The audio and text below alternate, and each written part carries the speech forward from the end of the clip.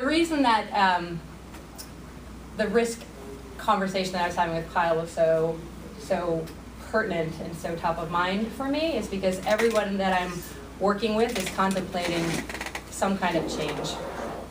And it becomes this question of, do I sort of stay the course or do I try and do something different? And that's when all the questions come up about risk, right? Should I do it or shouldn't I do it, and what risks are involved? And sometimes our reaction to risk is so violent that it just shuts the entire operation down and we don't do anything. So what I try and work on with people is just confronting it. And you notice, it's not about overcoming risk aversion because there's a healthy aspect of it. It's just about recognizing that it's there and recognizing how it can get in your way. And if you're just shutting down, every time a new idea pops up, if you're just shutting it down, you're never going to explore new things. So that's the key, is to just look at it and sort of dissect where it's coming from and see if you can move through it and make a more balanced decision, right? If you see yourself weighing both sides or multiple sides, you're going to feel better about the decision that you've made, and there's going to be a lot less self-doubt, so that once you start moving, you actually keep moving. I saw this great video yesterday given by a neuroscientist at some Chicago Ideas conference, and he was talking about how we are hardwired to avoid risk.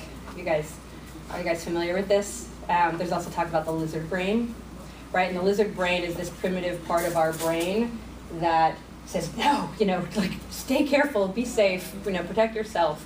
And it was very useful when we were cavemen, and being paranoid and constantly worried about things saved our lives. But what are the odds that that's the kind of danger that we face daily when we're talking about risk? So there's a part of us that instinctively wants to go there and immediately come up with the worst case scenario. And with some clients, the best thing that I can do is actually just let them go there and explore what the worst case scenario is. So I also like to call it down the rabbit hole. You just go all the way down to whatever the worst thing is that you imagine. And then somewhere in there's often a laugh. Okay, I know that's not going to happen, right? There's just that moment where we just hit a platform. We're like, okay, so I'm never moving back in with mom, at 40, right? But we go there. What if it all fell apart, right? So I want to see how far you're going to go with this until you hit something. And there's a part of you that says, okay, that's probably not terribly realistic, right? So what we can do when we hit this is talk about similar situations, right? What's the last time that you saw yourself taking a risk like this? When we get to this point, we're talking about, how scary this risk is. Let's talk about something similar that you've done before. Go back to some parallel experience and tell me how you got through it.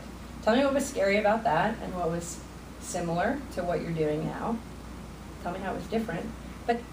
But start to see how you've already done this before, and that it's not a risk unlike that which you've ever taken. It's not a risk unlike that which you've already survived, okay? So that's where we start to shift that to all that you have that actually sets you up to maybe never fall further than here. That the librarian client said, what, if I went halfway through my savings, I'd probably pick up some part-time work somewhere. I'm never gonna fall here. I'm never gonna be working a minimum wage job, because if I fell halfway, I already know what I would do, right? So this is just we just get out of free fall mode, okay? And we start to see what are more likely scenarios. What would you do? What are your strengths? What are your support nets to get through this, okay? Balancing the scale is noticing that we're so heavily here that we haven't stopped to talk about why we're considering this change in the first place, right? Hey, remember you called me and you wanted to talk about this change that you wanted to make, or this new endeavor that you wanted to do. why did you want to do it in the first place? Seems kind of basic, but it's hard to do that when we're in free fall mode, to think about what were the reasons why I wanted to do this, right? So think about it as in a court of law, right? The brain is like, okay, I'm a lawyer for the defense. I have to defend the status quo. And we get really good at defending one side. And so what I do is challenge my clients to actually move out of the role of lawyer and step into the role of judge, right? You need to hear both sides of the story. And I had a client, I said, so you're doing a great job of making this case for status quo. Next week, I want you to come back, and your sole mission next week is to make a case in favor. And what happens is it balances out. This is just about awareness, right? So much of coaching is just turning that mirror back to you and saying, this, do you see what's happening here? Do you see how you want these things and other things are getting in the way? I just want you to notice it. There's no judgment in that, but decide what you want to do with it, because when we take the time to think things through and we're aware of those blind spots, we just have more conviction about our choices, right? So that's about balancing the scale. In the pain gain model, we're actually taking the time not just to talk. So this is the the pros and cons, right, to doing something that you're considering. Does anybody know what's missing from that perspective? The gray area? Tell me about the gray area. How it's just not one extreme or the other, but the possibilities in between. Okay. Yeah, it's not always black and white, Yeah. right? Any other thoughts? About the risk of not changing.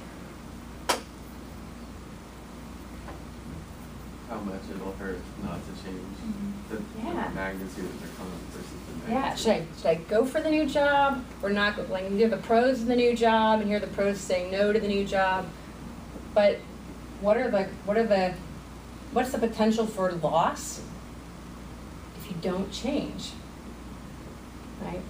And how realistic is that anyway, right? I'm not going to change, right? We're all changing all the time. So this is, when you talk about balancing out, this is where you really are broadening your awareness of your options, okay?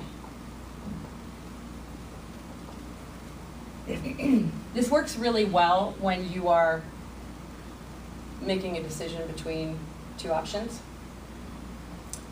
Your current situation or your status quo, and your future situation that you're considering, okay? And it's very methodical. We do the pain of the current situation and the gain of the future situation, right? Those are pretty related, right? Why I feel right now this urgency to make change and what's appealing when I think about what's next, right? What's the gain of staying where I am, right? There's a case to be made for not making that change or not making it right now. Staying in a job, maybe if you're thinking about opening a new business at some point, maybe there are more skills that you want to acquire, right? So the gain of staying is, well, if I leave a year from now, I'm going to be better equipped to do that later, okay? So this is a perspective that we don't always explore, because it's very much like, my current situation hurts, I think this other thing is great, how do I decide, right? But we're missing the gain, and we're also missing future pain. This is pain around transition, right? This is what hurts about change. Guess what? There's nothing that pops out of the pain gain model that says, here's what you should do, right? I think when we start doing this, a lot of my clients are like, so what does it tell you? What's the answer? It's just about clarity, right? What's different when you think it through this way? These are all just tools for getting clarity around your reaction to trying something new, okay? The last one I call the reframe game. And I love what you said. What's your name? Alicia, I love what you said about you're missing out on the gray. We get into this mode sometimes of the world is black and white. There's right and wrong, there's good and bad, there's positive and negative. And whatever lens we're wearing at the time. Sorry, everyone. No problem, nice to meet you. No, nice to meet you. Whatever lens we're wearing at the time, guess what? That's how we're going to see the world, right? So, you know what happens when you look at the world through blue-colored glasses? The world looks blue, right? What happens when you look at the world through rose-colored glasses? The world looks a little rosier, right? We have to be aware of the lens through which we're seeing our experiences, right? And these lenses are impacted by all of our experiences up until this moment, beliefs, assumptions, how we were raised, the bundle of values that our parents handed us, right? What society and culture tells us is good and bad, right? You try and change something about yourself and everybody has something to say about it, right? Really, you're gonna leave that job? I would never leave a job like that, right? Or you don't leave a job until you have another one lined up, right? Or you don't leave a job unless the next one pays more. Well, how are you going to start a new business that way, right? So if that's a belief that you carry around, then it's going to impact your decisions. So the reframe game is about noticing the lens through which we view things, okay?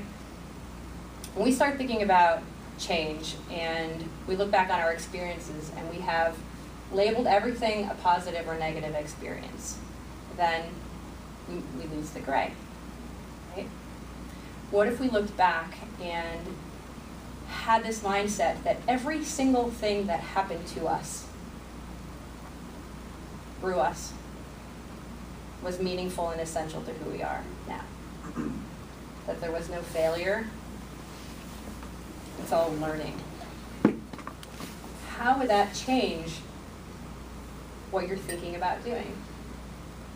Right? Mindset is everything. Right? So we choose what we believe about risk. We choose what we believe about change. If I go through life saying, every time I try something new, I learn, every relationship, every work endeavor, every hobby that I didn't successfully pick up, it was all worthwhile because I'm smarter, I'm more aware, I've had more experiences, it's all useful. How does that change the way you feel about risk? Probably makes it a little bit more palatable. Okay? What if you believed that the sensation, the sort of emotional and physical sensation of risk, right, that fear part of you, was actually telling you that you're onto something really good? What if somebody already goes through the transition itself and they get into that place of pain, or I guess that growing phase, right, where it's like there's something there that's kind of like a setback in that transition, but it's part of the growing experience for them to achieve that goal. For instance, if the writer, right, did experience some hard times, I don't know, making money. Yep.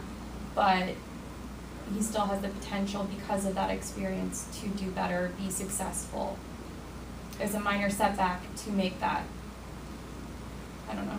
So how would I discuss it with a client? Right, yeah, or what would the recommendations be? So it's a great question, right? Because every week I have at least a handful of clients who are telling me they didn't make progress or they experienced a setback, right? And we have this idea that change is this upward trajectory all the time, right? And what happens with a lot of my clients, particularly my 3-month clients, is that it's been so long in coming for them to get started in this transition into whatever, that they make these incredible transitions. I actually have 2 clients who are working on becoming writers, and in the first week, one of them launched a blog and made like 3 amazing contacts with people who are writers and got a lot more information. And she was just like, look what I did, look what I did, look what I did. And then last week she came and she's like, oh, you know, I just didn't get it done this week, right? And she was so down that this hadn't continued, right? Or sometimes it feels like this, right? But this is where that mindset comes in, right? Do you believe that there are really setbacks in life? Because you have a choice, right? That's the reframe, right? You have a choice in this moment how you look at that experience. You have a choice in every moment to decide what this means to you and what you're going to do with it, right? So it's hard when somebody feels really down about what's happened, be like, what's the gift in that? But I actually have some clients that I can say that to. So let's just say you believe that everything in life had a meaning that could be found if you looked hard enough, right? Just stay with me for a second. What do you think about this moment? I'm going to stir the pot a little bit. What other options do you have? What new information do you have? Right? It's a mindset. But it's really interesting what changes when we adopt that mindset that I can find value and meaning in everything that's happened to me. So this is, this isn't something when a client is here, I'm more like, what's the gift in this crappy stuff that just happened? Try and tell me with a different lens, right? Because this, the difference between these, I can see based on how a client presents themselves, what might happen, what might organically fit into the conversation. This is kind of enlightened, right? How can I see something terrible? I mean, I have clients who've just seen terrible things. It's just, what do you want to do with it, right? How do you want to frame your experiences so that you keep going towards what you want? Because anything that we don't let go of is just sort of baggage that we carry on our journey. So, but I want to close at this point that I left. Has anybody heard of this book? Yeah. Uncertainty, Turning Fear and Doubt into Creative Brilliance. This guy's he's done so many different things. He's opened yoga studios, and he's done speaking, and he's done business consulting. He has this great comment on risk. He says, first of all, anything certain has already been done. Right? Then he says, whenever you set out to do what's never been done before or never been done in the way you want to do it, you risk losing all sorts of things. Time that could have been spent doing something else, money that could have been saved, prestige, status, income, or the perception of security. But the possibility of loss is also a signpost that what you're doing really matters, that you're vested in both the process and the outcome. Knowing that fuels a deeper commitment to action and to striving not just to create something, but to create something amazing. Risk of loss has to be there.